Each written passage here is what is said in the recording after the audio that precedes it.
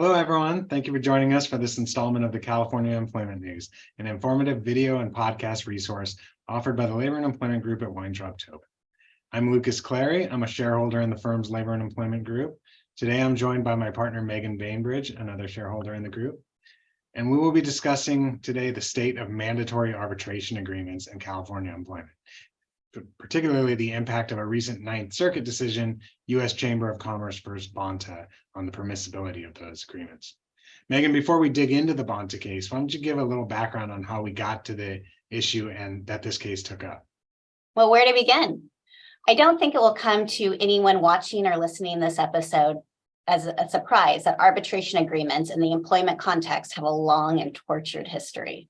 For a long period of time, arbitration agreements in employment was permissible. That is until 2019, when the legislature passed AB 51, which prohibited employers in California from requiring employees to sign arbitration agreements as a condition of employment or employment-related benefits concerning disputes arising under the California Fair Employment Act or the California Labor Code.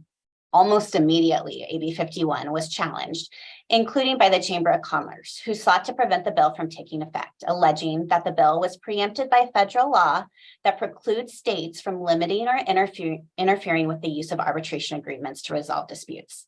Since that case was filed in 2019 and a preliminary injunction was granted preventing the bill from taking effect, California employers have been in limbo. Well, not so much anymore. The Ninth Circuit just issued a long-awaited ruling. Lukas, what did the Ninth Circuit say? So the Ninth Circuit has had their arms around this case for a while. After initially upholding AB 51 in a 2021 ruling, the Ninth Circuit elected to revisit that ruling and just revised it. The issue the Ninth Circuit decided was whether AB 51 was preempted by the Federal Arbitration Act. The U.S. Supreme Court has long held that any state law that restricts arbitration is preempted by the FAA and therefore unenforceable. California's legislature tried to circumvent that precedent with AB 51 by prohibiting only the formation of arbitration agreements rather than the enforcement of them. But the Ninth Circuit was not persuaded and ultimately just ruled that AB 51 is in fact preempted by the FAA. So Meagan, now that AB 51 has been struck down, where do employers go from here?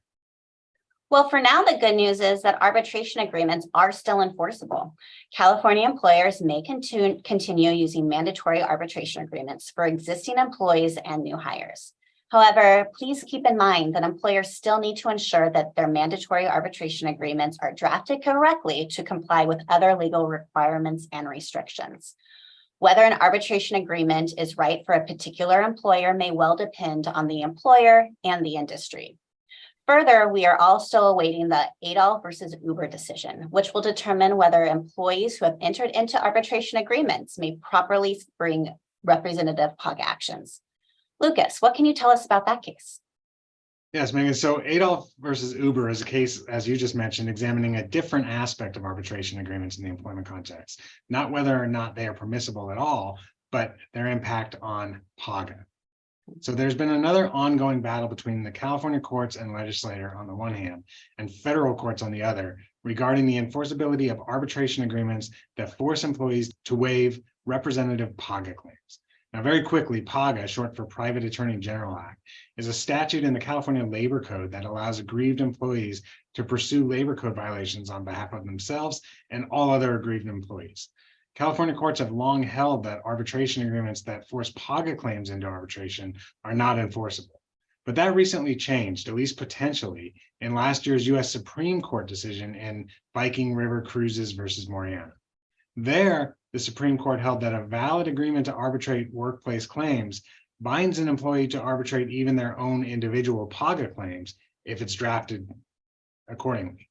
Now, once employees are forced to arbitrate their individual claims, the Viking River Court held that those employees lack standing to pursue representative PAGA claims in court. This effectively meant that a well-drafted arbitration agreement could preclude employees from pursuing PAGA claims on a representative basis at all. Enter the California Supreme Court and Adolf versus Uber. This case will decide whether the plaintiff, an Uber driver, still has standing to pursue representative PAGA claims in court, even if forced to arbitrate his or her individual PAGA claims. If the Uber court upholds the Viking River decision, it will be a big win for employers. On the other hand, if the court disagrees with that part of Viking River, then PAGA claims in court will not be going away anytime soon. So big decision looming. I know we're all anxiously awaiting the court's decision. And that does it for today. Thank you for joining us. You can continue to find California employment news on our blog at the lelawblog.com and wherever you listen to your favorite podcasts. We'll see you next time.